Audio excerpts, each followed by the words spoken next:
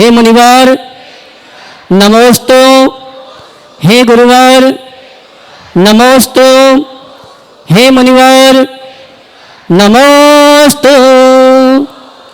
और आइए हम और आप परम पूज्य मुनिवर के शिष्यों में नमन करते हुए शंका समाधान के कार्यक्रम के लिए निवेदन करें। उसके बाद संदान साहब जी हमारे निवेदन करेंगे आपको मुनिवर प्रमाण साहब जी से जोड़ते हुए शंकाएं हमारी आपकी होंगी और समाधान परम पूज्य मुनिवर के मुखाग्र से होगा। दोनों हाथ उठा के जय कर लगाएंगे। बोले परम पूज्य मुनि श्री प्रमाण सागर जी महाराज की।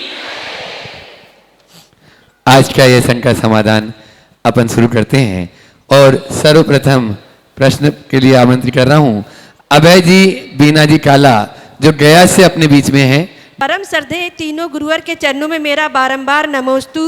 गुरुवर, मेरी जिज्ञासा यह है, समय कम है, मंजिल दूर है, फिर भी हम लोगों की दृष्टि पर में ही लगी रहती है।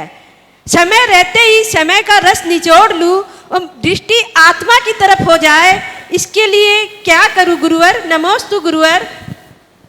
बस ये सवाल पूछने में भी समय मत गाओ। समय की अस्थिरता को और समय की उपयोगिता को जो समझता है वही समय सारे में डूब पाता है। इसलिए बिल्कुल सही है, क्षण क्षण जीवन छीन हो रहा है। इसको हम केवल शाब्दिक रूप से अभिव्यक्त न करें, इसे आंतरिक अनुभूति का विषय बनाए। और यदि ऐसा ये हो जाएगा तो अपने आप जीवन में सब कुछ घटेगा। एक बात बोलना चाहूँगा आप लोगों से। हमारे देश में किसी भी व्यक्ति के अभिनंदन सत्कार की एक परंपरा है और परंपरा में थोड़ा आयोजक लोग ध्यान से सुने। परंपरा हमें परंपरा के अनुसार निभाना चाहिए। हमारे यहाँ पगड़ी पुरुषों को बांधी जाती है। आजकल ये आप लोगों ने करना शुरू कर दिया। महिलाओं का जी भर कर संकान करो, उनके माथे पे मुकुट शोभता है, पगड़ी नहीं। इसलिए ना आप पहनाना ना कभी पहनना हमारी परंपरा का द्योतक है। इसलिए कई चीज़ें हैं जो लोग अंधानुकरण करते हैं। इसी तरह माथा, महिलाओं के माथे पे टोपी नहीं होनी चाहिए। माथा, महिलाओं के माथे पे पल्ला या दुपट्टा होता है। बिना सोचे समझे चीज़ों का अनुकरण शोभास्पद नहीं है। मैंने 2-3 बार पहले भी नोटिस किया, सोचा बाद में बता दूँ। मंच से उतरने के बाद तो मुझे मेरी दुनिया दूसरी हो जाती, मैं भूल जाता। तो मैंने कहा आज तो अभी बोल देना फायदेमंद है, ताकि देश भर के लोगों को ये संदेश जा सके और परंपरा के अनुरूप ही सत्कार कीजिए। आजकल जुलूस में भी पगड़ी, साफा, ये चीज़ें क्यों? हम अपने पारंपरिक जो रीतियां हैं और व्यवस्थाएं उसके बाहर न जाए, तभी अच्छा होगा। महिलाओं को पगड़ी पहनाओगे तो पुरुषों को चूड़ियां पहनने का समय आ जाएगा। ये गड़बड़ नहीं होना चाहिए।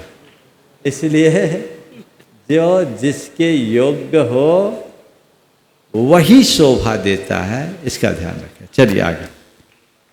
महिमा अमन जैन जी अपना प्रश्न कर रहे हैं और उसके बाद में तैयार रहेंगे आदर्श महिला मंडल इंदौर। नमोस्तु महाराज श्री। निरामय परिवार बंडा की तरफ से नमोस्तु। महाराज श्री, कहते हैं भौतिक जग में 3 चीज़ों की आवश्यकता होती है, रोटी, कपड़ा और मकान। अब इनमें से 2 जो पहले चीज़ हैं उनमें काफ़ी रिसर्च और सॉल्यूशन आ चुके हैं।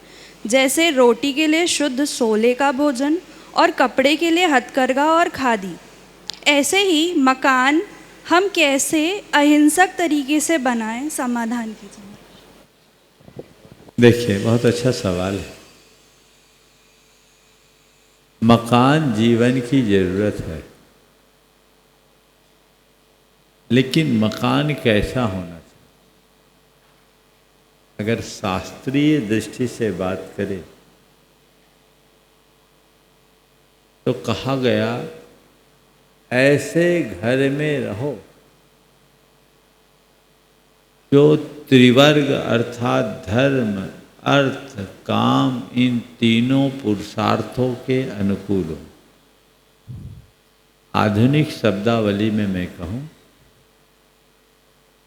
तो ऐसा घर होना चाहिए जहाँ शारीरिक, मानसिक, आध्यात्मिक, भावनात्मक और भौतिक स्वास्थ्य अनुकूल रहे, सब प्रकार से अपनी अनुकूलता बने। हमारे देश में जो मकान बनाने की प्राचीन परंपरा थी वो इको फ्रेंडली था।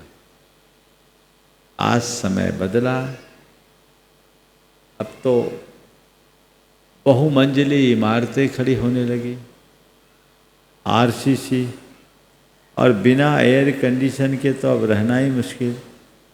आज के मकान उबलने वाले मकान हैं, थोड़ी सी गर्मी हो जाए तो लोग परेशान हो जाए।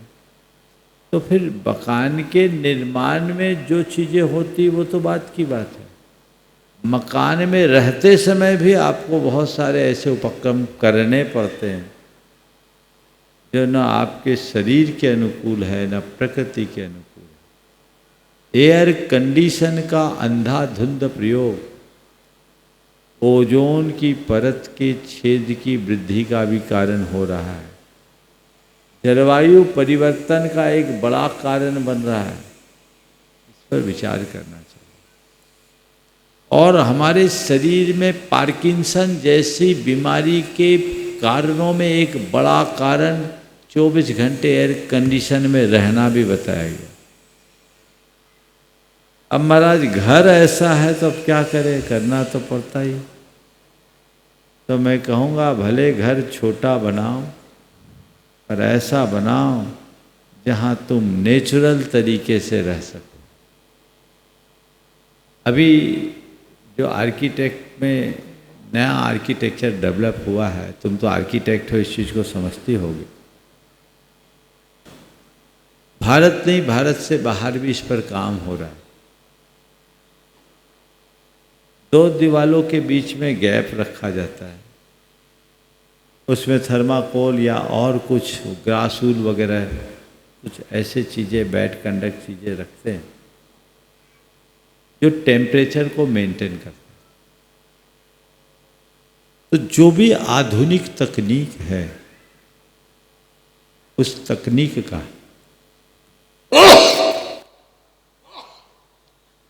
इस्तेमाल करके घर को अपने अनुकूल बनाना चाहिए। हालांकि जैसे हम आधुनिक तकनीक करें वो आधुनिक नहीं है, हमारी प्राचीन तकनीक का ही अनुकरण। मुझे एक आर्किटेक्ट ने बात कही कि फतेहपुर सीकरी में अकबर का एक महल, वो पुराने जमाने के एसी के कंसेप्ट पे, वहाँ इस तरह की व्यवस्था बनाई गई कि ऊपर से हवा आती, नीचे पानी से ठंडे होकर रोटेट होकर नेचुरली एयर कंडीशन उत्पन्न, बिना हिंसा। मैं तुम्हारे इस सवाल के माध्यम से सभी को ये संदेश देना चाहूँगा, यदि आप अपना घर बनाते तो ऐसा घर बनाए जो पूरी तरह से इको फ्रेंडली हो, नेचुरल तरीके से रह सके, जहाँ बिजली भी सोलर सिस्टम से हो तो सबसे उत्तम। मैं समझता हूँ इसमें व्यवहारिक कठिनाइयाँ होगी, लेकिन इसकी शुरुआत वे लोग तो कर ही सकते हैं जो बड़े बड़े भूखंडों में फार्म हाउस बना के रहते हैं। अभी मैं भोपाल से निकलते समय एक जैन भाई के फार्म हाउस में रुका। उनने पूरे फार्म हाउस को एकदम देहाती लुक का बनाया, शानदार। एक भी पलंग नहीं था, खाट थे, खटिया। हमारे साथ के लोगों ने खूब आनंद लिया खटिया में सोने का। बोले क्यों? बोले महाराज हम शहर से गांव में आते हैं, तो अनुभूति भी गांव की होनी चाहिए। तो चीज़ों को यदि इस तरीके से विचार किया जाए और आर्किटेक्ट लोग अपने क्लाइंटों को ऐसी सलाह देने लगे तो एक बड़ा परिवर्तन होगा। आज भी गांव शहरों के पुराने मकानों में जिसकी भीत बहुत मोटी मोटी हो, वहाँ एयर कंडीशन की ज़रूरत नहीं पड़ती, कूलर की आवश्यकता नहीं पड़ती, हवा नेचुरली ठंडी होकर आती। तो इन बातों पर विचार किया जा सकता है, इसे प्राथमिकता दी जानी चाहिए। आदर्श महिला मंडल कालानी नगर इंदौर। आदर्श महिला मंडल गुप्ती सदन कालानी नगर की तरफ से गुरुदेव के संघ के चरणों में नमोस्तु नमोस्तु नमोस्तु। जैसा कि हमारे मंडल का नाम है आदर्श महिला मंडल, अतः हमें क्या करना चाहिए कि हम समाज में एक आदर्श प्रस्तुत कर सके? गुरुदेव मार्गदर्शन की। देखिए, समाज में आदर्श प्रस्तुत करने के लिए पहले जीवन को आदर्श बनाना, ये बहुत अच्छे लक्षण है कि हमारी समाज में सब जगह महिला मंडल बहुत अच्छे से सक्रिय है और इसमें इंदौर तो सबसे अग्रणी दिखाई पड़ता है। मेरे ख्याल से जितने मंदिर होंगे उससे ज़्यादा ही होंगे, कम नहीं होंगे। एक एक में दो दो, ये तीन तीन भी इशारा कर रहे हैं। ये आप लोगों की जागरूकता का द्योतक है। पर मेरी बात का बुरा मत मानना, ज़्यादातर महिला मंडल किटी पार्टियों तक सीमित हो रहा है। में परिवर्तन आना चाहिए। जब तक आप अपने जीवन को आदर्श नहीं बनाते, तब तक समाज में कोई आदर्श स्थापित नहीं किया जा सकता। अपने जीवन में वो आदर्श होना चाहिए। जो नार्योचित कर्तव्य और गुण हैं उन्हें आत्मसात करना चाहिए। यदि ऐसा होता है तो उसके सुपरिणाम आएंगे और वही परिणाम हमारे जीवन को बेहतर बनाएंगे। कभी विस्तार से चर्चा करेंगे एक आदर्श नारी के संदर्भ में। नमोस्तु गुरुदेव नमोस्तु। आज अपने बीच में सीओ एसोसिएशन से CA Pankaj ji Shah, CA Manish ji Jain, CA अनंत पंकज, सीए अनिल जैन, मौसम शाह, मिलिंद शर्मा, सारा ग्रुप, सात जैन, प्राज जैन, सौम्य बम, ये सभी हैं। एक बार जोरदार ताली बजा दीजिए इन सभी सीओ के लिए। और भी जो यहाँ पर सीए हो तो वो भी इनके साथ में आ जाएं और खड़े हो जाएं। नमस्ते गुरुदेव। हम लोग चार्टर्ड अकाउंटेंट्स राष्ट्र निर्माण के लिए अपने क्लाइंट्स को प्रेरणा देते हैं कि आप सही तरीके से कर भरिए, टैक्स दीजिए ताकि राष्ट्र निर्माण हो सके। पर कई बार कुछ अव्यावहारिक प्रावधानों के कारण ये समस्या आ जाती है कि क्लाइंट के लिए वो करना तो व्यवसाय चला ही नहीं सकता। तो कानून में रहते हुए हम उनको सलाह देते हैं कि जो कानून की ड्राफ्टिंग की कमियां हैं उसके द्वारा वो उससे बच सकें। तो क्या ऐसा करने से हमें कोई दोष लगता है और ऐसा करना चाहिए? इस पे आपका देखिए, दो तरह की स्थितियां, एक अनैतिक और एक अवैधानिक। अनैतिक कर्म तो सर्वथा त्याज्य है, होना ही नहीं चाहिए। किसी के साथ छल कपट धोखाधड़ी या नैतिकता के अंतर्गत। अवैधानिक काम वो होता है जो हम वैधानिक नियमों के विरुद्ध करते हैं, उससे भी बचना चाहिए। आप लोग चार्टर्ड अकाउंटेंट हैं, आपका काम ऑडिट करना है और अपने क्लाइंट को रास्ता दिखाना। यदि सरकारी विधानों के अनुसार आप उन्हें कोई रास्ता बताते हैं तो इसमें कोई दोष नहीं, क्योंकि आपको फीस ही इसी चीज़ की मिलती है। एक वकील यदि किसी का केस लड़ रहा है और ये जानते हुए भी ये अपराधी है, फिर भी केस लड़ रहा है, तो आपके ही सवाल को अगर मैं उसके साथ खड़ा करके रखूं तो कहेंगे कि ये एक अपराधी का सपोर्ट कर रहा है। धार्मिक दृष्टि से अपराधी का सपोर्ट करना पाप है ना? तो फिर तो वकालत का धंधा ही बंद कर देना चाहिए। लेकिन यदि हम दूसरी दृष्टि से देखें तो वो न्याय के लिए लड़ रहा है। किसी अपराधी ने अपराध किया और उसे अतिरिक्त सजा से बचाने के लिए वो लड़ रहा है, तो वह एक अच्छे सेवा का कर्म कर रहा है। उतनी ही सजा मिले जो हमारे भारतीय कानून के अंतर्गत हो। कम से कम में जितना काम चल जाए तो मैं उसे गलत नहीं कहूँगा। लेकिन अपराधी को निरपराध सिद्ध करने में शक्ति लगाए जानते हुए भी, तो वो दोष का भागी होगा। इसी तरह आप लोगों के संदर्भ में मैं कहता हूँ, तुम तो जितना उल्टा सीधा करना है करो, मेरे पास गणित है, मैं सबका रास्ता निकाल दूँगा। तो घोर अवैधानिक कार्य।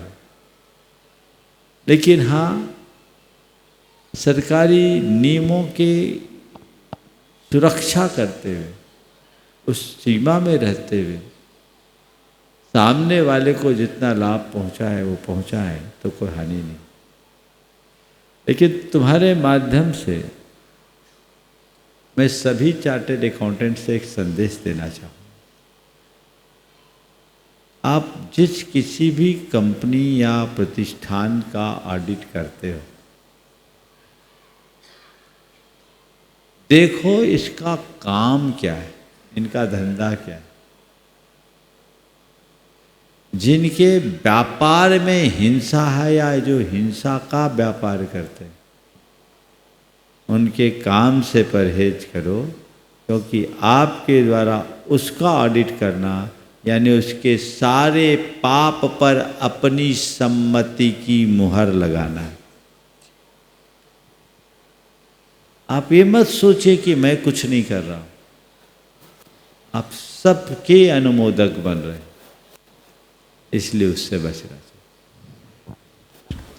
अपने बीच में आज गाजियाबाद से गुणायतन की ट्रस्टी रवि जी जैन यहाँ पर उपस्थित हैं। नमस्ते महाराज, नमस्ते महाराज, नमस्ते। प्रकाश सुनीता जैन सुकी सिमनिया जो गुणायतन की ट्रस्टी है। महाराज जी, मेरा प्रश्न नहीं है, मेरे दोस्त का प्रश्न है। आजकल उसको ऑफिस है ना 8 बजे जाना होता है, आगे सर्दियों के दिन है, वो कह रहा है अगर मैं पहले पूजा कर लूँ और बाद में पक्षाल करूँ 7:15 साढ़े 7 बजे से होएगी, तो हो सकता है ऐसा क्या? देखिए, आवश्यक व्यवस्था के अनुरूप अगर ऐसा करना पड़ता है तो कोई बाधा नहीं है, कर सकते। जब कभी भी ऐसी स्थिति हो, अभिषेक बाद में हो रहा है, हमारे पास समय कम है, उसका नियम है सुबह दोनों चीज़ों का, तो सुबह पूजा चल जाएगा, कर सकते। चलिए आगे। नमस्ते महाराज, नमस्ते। प्रकाश सुनीता जैन सुकी सिमनिया। नमोस्तु महाराज जी, नमोस्तु महाराज जी। मेरा प्रश्न ये है, अकाल अगर अनाज का हो तो मानव मरता है, किंतु अकाल अगर संस्कारों का हो तो मानवता मरती है। तो महाराज जी, मानवता जीवित रखने के लिए क्या पुरुषार्थ करें? अकाल अगर अनाज का हो तो मानव मरता है, और अकाल अगर संस्कारों का हो तो मानवता मरती है। आपने पूछा मानवता को बचाने के लिए क्या करें? संस्कारों की फसल उगा, अनाज उगाने का जितना हम यत्न करते हैं, यदि संस्कारों को पल्लवित करने का वैसा प्रयत्न बना रहे तो कोई कठिनाई। सारांशी जैन अपना प्रश्न कर रहे हैं और उसके महाराष्ट्री को मेरा नमोस्तु। महाराष्ट्री, मेरा प्रश्न ये है कि आज की युवा पीढ़ी अपनी परंपरा और अपने संस्कारों सब चीज़ों में लॉजिकल और साइंटिफिक रीजन ढूंढने लगी है। इस वजह से पुरानी परंपरा और संस्कार कम होते जा रहे हैं। तो महाराष्ट्री, हम दोनों चीज़ों को बैलेंस करके कैसे आगे बढ़े, कृपया मार्गदर्शन प्रदान करें। देखिए, अच्छी बात है, लॉजिकल होना बुरा नहीं, लेकिन लॉजिक उतना ही लगाओ जितना लगाना। हर जगह लॉजिक लगाने से अर्थ का अनर्थ हो जाता है, समझ गए? हमेशा एक बात ध्यान रखना,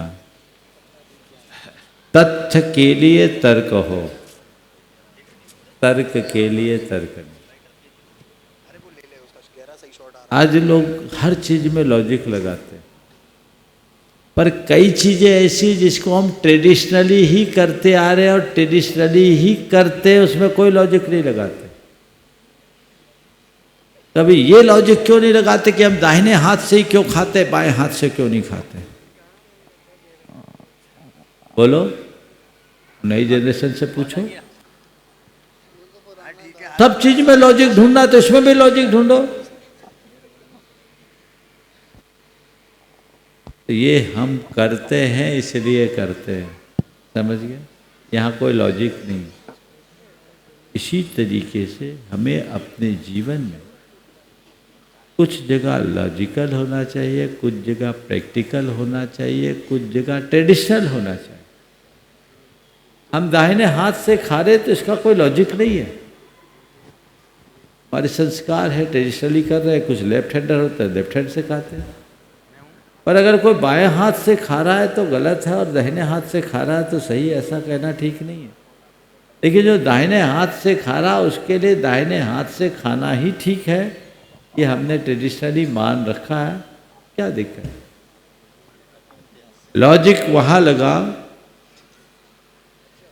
जहाँ हमारे परंपराओं पर, हमारे समाज पर, हमारे स्वास्थ्य पर, हमारी सेहत पर, हमारे धर्म पर, हमारी संस्कृति पर कोई आँच आता दिखे। जैन धर्म में एक बहुत मार्के की बात कही गई। जैन धर्म में कहा गया कि सर्वम ही खलु जैनानाम प्रमाणम लौकिको विधि यत्र सम्यक्त हानि न च प्रतिदूषणम। जैन धर्म में हर किसी बात को एक्सेप्ट करने की बात नहीं कही, पर कहा दो जगह दो बातों को बचाकर कोई भी बात हो बिना तर्क के एक्सेप्ट कर लो, सबको प्रमाण मान लो, जितनी भी लौकिक विधियां जिसमें सम्यक्त की हानि ना हो और व्रत में दूषण ना हो, तो जिससे व्यक्ति समाज को नुकसान ना हो, ऐसी चीज़ों को अपनाने में क्या दिमाग लगाना। हमारा दिमाग तो और रचनात्मक कार्य को करने के लिए हम उसमें दिमाग लगाएं, बाकी बातों में नहीं लगाएं। समझ गए? मैं चाहूँगा एक बार सारांश भाई का जोरदार अभिनंदन करें। ये हमारी समाज का होनहार प्रतिभा है, युवा है, आर्किटेक्ट भी है और अभी अपनी अहरनिश सेवाएं यहाँ पर दे रहा है। जोरदार अभिनंदन। अक्षय जी जैन, गुणायतन। नमोस्तु महाराज जी। महाराज जी, मेरी शंका है, यदि किसी परिवार का कोई सदस्य पूजा पाठ विधान जाप आदि करता हो पर बढ़ती उम्र और मेडिकल प्रॉब्लम के कारण वो ये ना कर पाए, तो ऐसी स्थिति में जब उस सदस्य की शारीरिक स्थिति निरंतर क्षीण हो रही हो और वो सब जानते हुए भी डिसीजन ना ले पाए, तो उसे उस परिवार के सदस्यों उस जीव के कल्याण के भाव से उसे व्रत प्रतिमा दिलवा सकते हैं क्या? अतः समय उसे संलेखना व्रत दिलवा दें तो क्या उचित है या अनुचित? देखिए, प्रत्येक व्यक्ति को अपने जीवन का एक ही लक्ष्य रखना चाहिए कि अपनी सारी जिम्मेदारियों से मुक्त होने के उपरांत मैं व्रत संयम की राह पर चलूं और अपना अंत समाधि मरण के साथ करूं। लेकिन ये सब चीज़ें बहुत दुर्लभ है, केवल सोचने से नहीं होता। कई लोगों के साथ बड़ी विषम स्थितियां भी निर्मित हो जाती। वृद्धावस्था में अनेक प्रकार के रोग जकड़ लेते हैं, शरीर रोगाक्रांत हो जाता है और शरीर के रोगाक्रांत होने से कई बार व्यक्ति की स्मृतियाँ भी क्षीण होने लगती है, स्वभावगत चंचलताएं भी आने लगती है और कई बार तो ऐसी स्थिति होती है कि उसे खुद पता नहीं रहता कि वह क्या कर रहा है और क्या नहीं कर रहा है। लेकिन ऐसी स्थिति में परिवार की जिम्मेदारी है कि हम उनके धर्म ध्यान को बरकरार बनाते हुए उनके कल्याण का पथ प्रशस्त करें। उदाहरण आज आप सबके बीच रखूंगा। एक सज्जन थे जिनने जीवन भर बहुत धर्म ध्यान त्याग संयम के साथ जीवन जिया। नाम नहीं ले रहा हूं। 2-3 बार तो वो मेरे पास, झारखंड से थे, 2-3 बार तो मेरे पास सम्मित शिखर जी आ गए। उम्र दराज व्यक्ति थे, लगभग 100 को टच कर चुके थे, शरीर से ठीक थे कि अब मेरे पास ज़्यादा उम्र नहीं बची, मुझे तो दीक्षा दो, मुझे समाधि लेनी। लेकिन वैसी स्थिति थी नहीं, वापस घर गए। लेकिन कभी कभी बुढ़ापे में मति भ्रम जैसी स्थिति आती, तो कई बार वो अपने बच्चों से रात में कहते चलो पान खाने चलना है, जबकि जिंदगी में कभी पान नहीं खाए। कभी कहते चलो आज मुझे रसगुल्ला खिला दो। लेकिन उनके बेटों की और बहुओं की सराहना करनी होगी। वो उस स्थिति में उनको समझाते, क्योंकि उस समय बुढ़ापे में व्यक्ति बच्चे की भांति हो जाए। उसे समझाते कि बाबूजी आपका ये त्याग है, आप क्या करोगे, आपने कभी जीवन में नहीं खाया, तो तुरंत उनको स्मृति आ जाए। और उनका अंत इतना अच्छा हुआ कि आप कल्पना नहीं करेंगे। वो भगवान के दर्शन करने गए, मंदिर से घर आए, सब नियम आदि त्याग करके नमोकार जपते जपते शरीर छोड़ दिया। उनके बच्चों ने उन्हें संभाला। अभी एक अच्छा उदाहरण है, वर्तमान में चल ही रहा है। हमारे मुकेश जी, दिल्ली वाले मुकेश जी, उनके पिताजी चेतन दास जी, वृद्धावस्था है, 85 के करीब उनकी उम्र होगी। उनकी बहू कीर्ति और पोते उनकी सेवा में अनुरक्त है। मुझे मालूम पड़ा, वो जब मेरे पास आते थे, पिछले साल शिखर जी थे, पूरे चातुर्मास, कहते थे मेरी समाधि कराइएगा महाराज। बहुत ज़्यादा उनकी साधना नहीं, लेकिन भावना थी। पर इन दिनों उनकी स्मृति थोड़ी छीन। लेकिन जब वो पूरी तरह होश हवास में थे, उनकी बहू ने उनको एक प्रतिमा के व्रत दिलवा दिए। उनने एक प्रतिमा ले लिया ये सोच कर कि अव्रती होने से व्रती होना अच्छा। और आप सुनकर ताज्जुब करोगे, जब से उनने प्रतिमा ली, उनके स्वास्थ्य में रिकवरी होना शुरू हो गई। एलोपैथ की दवाइयाँ उनने सब बंद कर दी और बहुत स्वल्प दवाइयों में आयुर्वेद में है। स्थिति अच्छी है।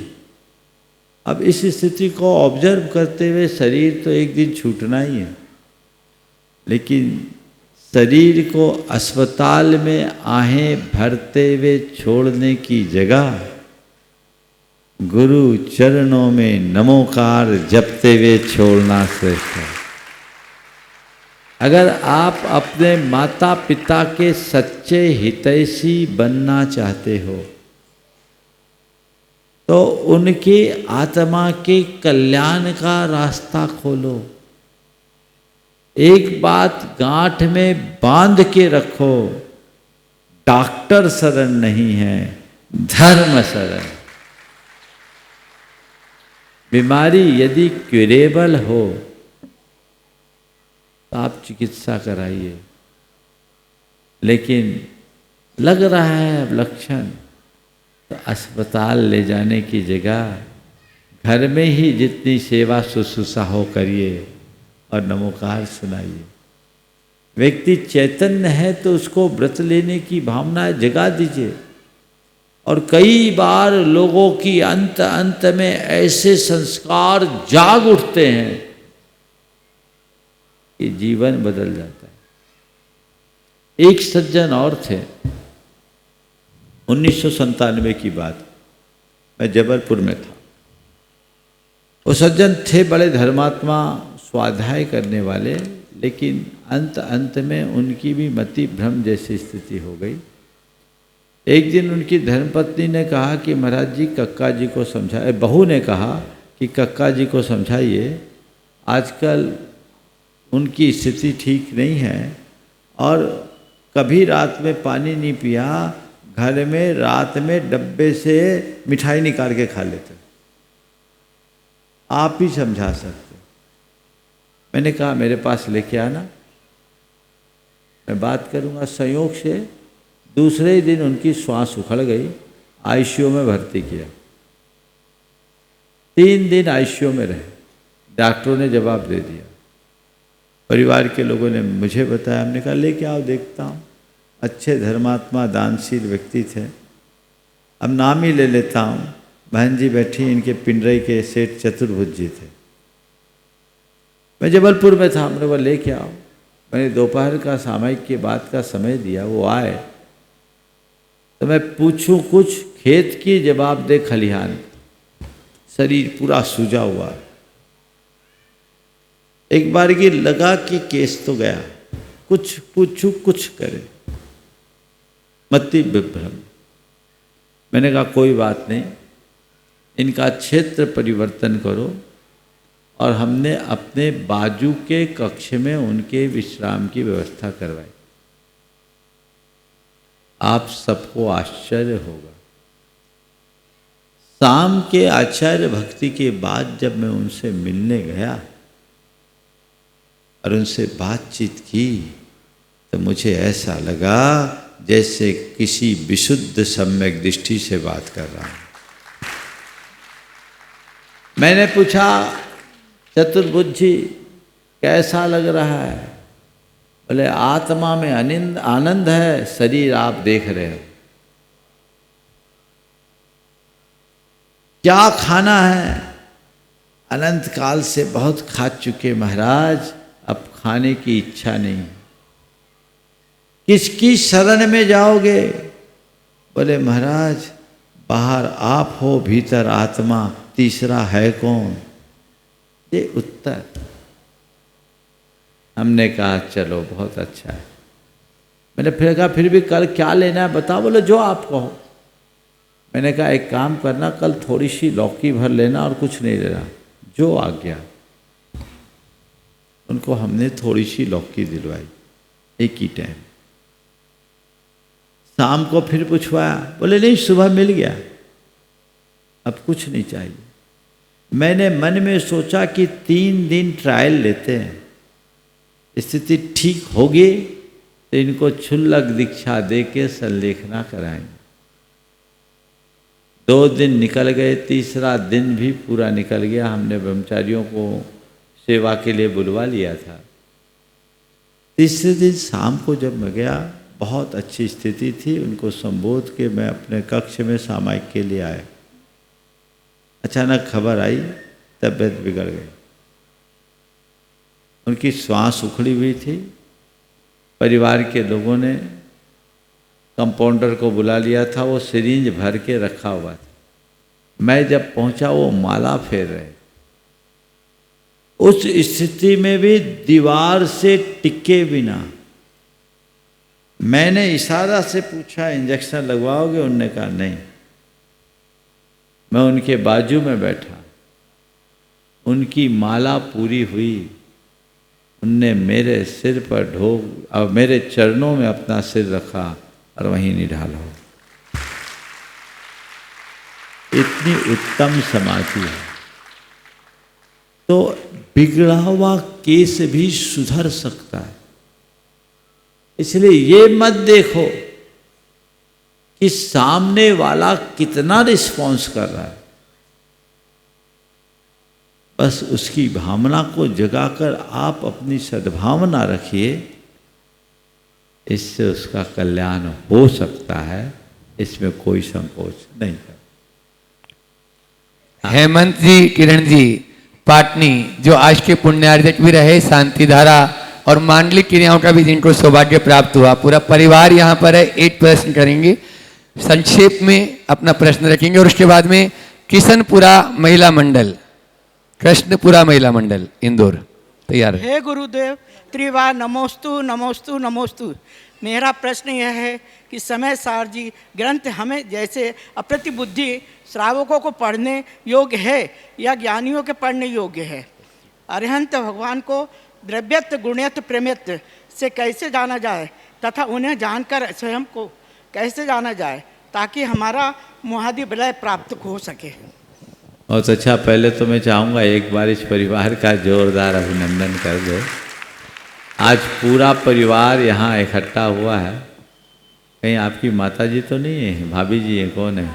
हाँ, सबसे बड़ी है। बहुत अच्छा। इस तरह से परिवार बहुत कम इकट्ठे होते हैं। बहुत बहुत आशीर्वाद। और ये एक निमित्त मिला है। अब मैं धर्म प्रभावना समिति की इस पहल का बहुत बहुत अनुमोदन करूंगा और उसके लिए कहूंगा कि अच्छा, आपने बहुत सारे परिवारों को जुड़ जाने का अवसर दिया है और ऐसी पहल में निरंतरता बनी रहनी चाहिए। ये एक अवसर है आप लोगों को इस तरह से जुड़कर लाभ उठाने का।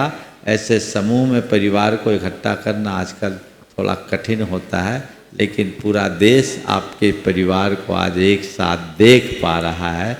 ये परंपरा आगे भी बनी रहेगी, ऐसा मुझे विश्वास है। आपने जो बात कही कि समय सार को पढ़ने का गृहस्थों को अधिकार है या नहीं, देखिए सच्चे अर्थों में देखा जाए तो समय सार मुनियों के लिए है, गृहस्थों के लिए नहीं।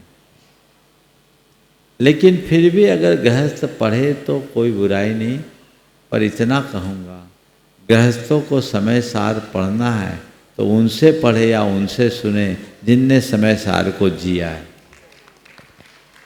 जिनने समय सार को जिया है।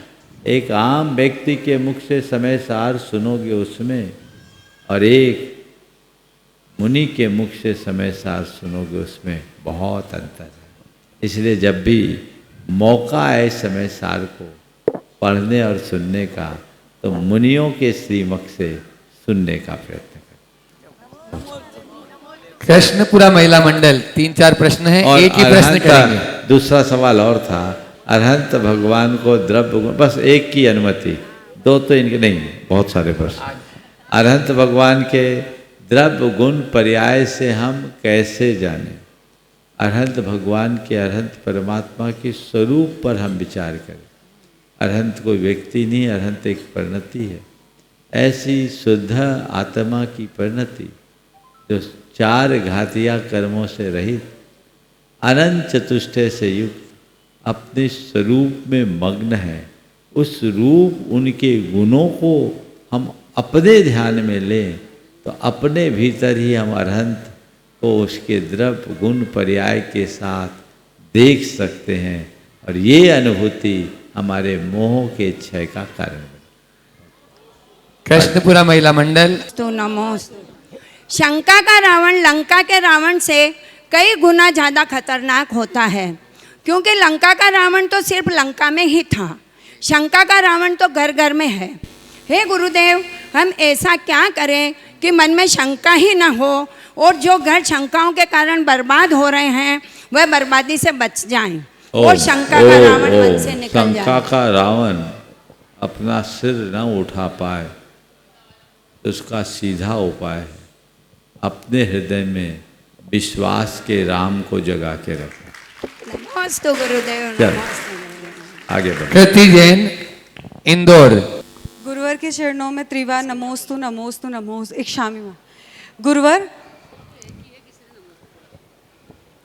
गुरुवर, श्रद्धा का दीप जलाने के बाद भी मन में विकलता आती है, तो हम क्या करें? श्रद्धा का दीप जलाने के बाद भी मन में विकल्पता आती है तो क्या करते हैं? दीप जलाने के बाद अगर लौ चंचल होने लगती तो क्या करते हैं?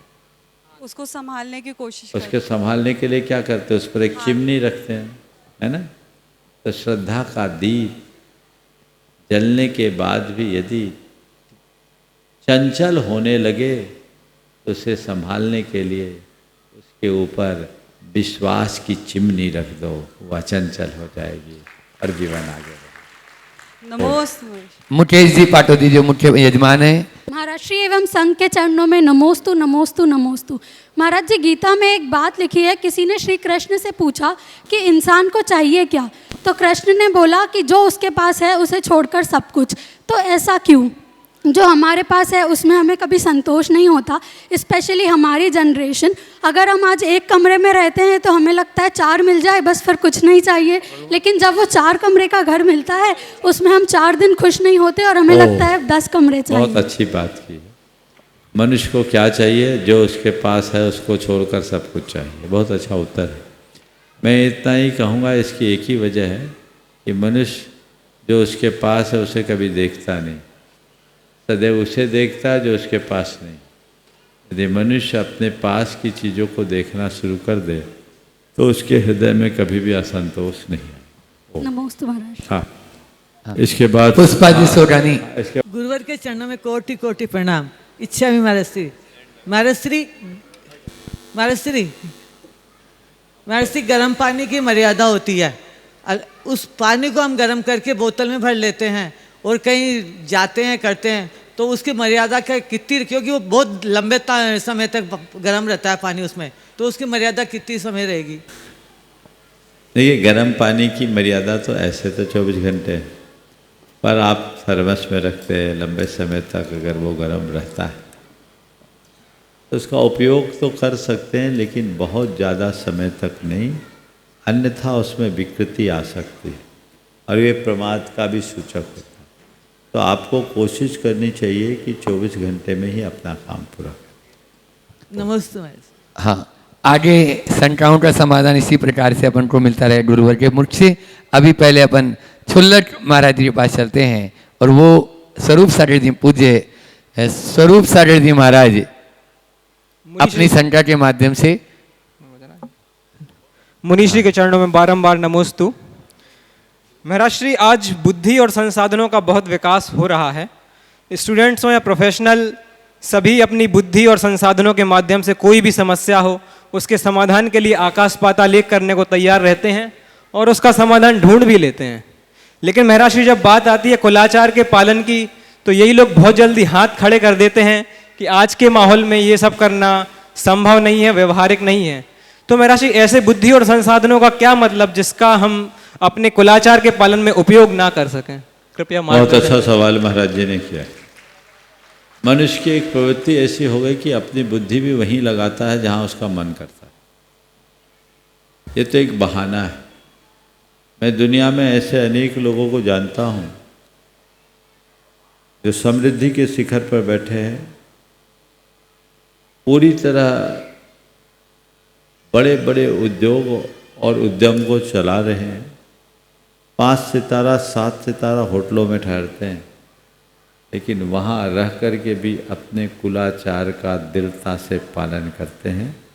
भारत से बाहर 7 समुद्र पार बसे लोगों में भी ये देखने को मिलता है।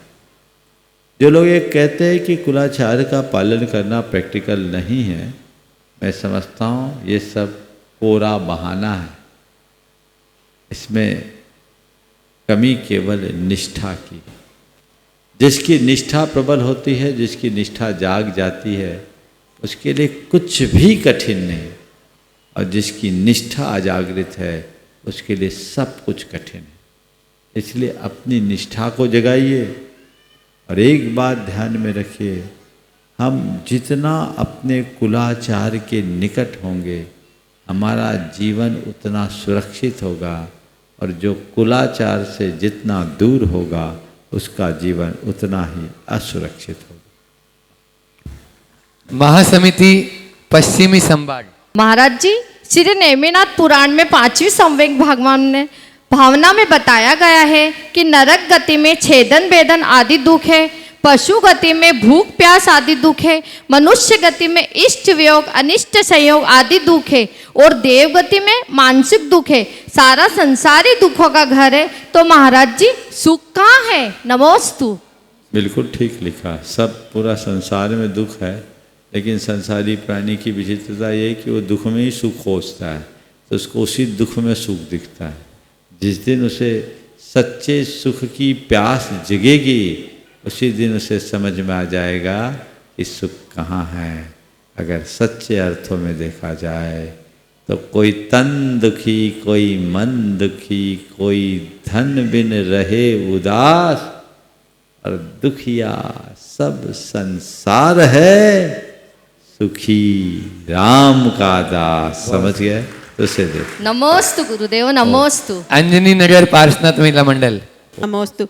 महाराज जी, मेरा प्रश्न है कि माँ बाप अपने बच्चों की परवरिश सामर्थ्य से बढ़कर करते हैं, उनकी जीवन की अच्छाइयों के लिए, उनकी प्रगति के लिए अच्छे से अच्छा उपाय करते हैं। फिर उम्र के तीसरे पड़ाव पर जाते जाते वही बच्चे माँ बाप का इतना ध्यान नहीं रख पाते हैं।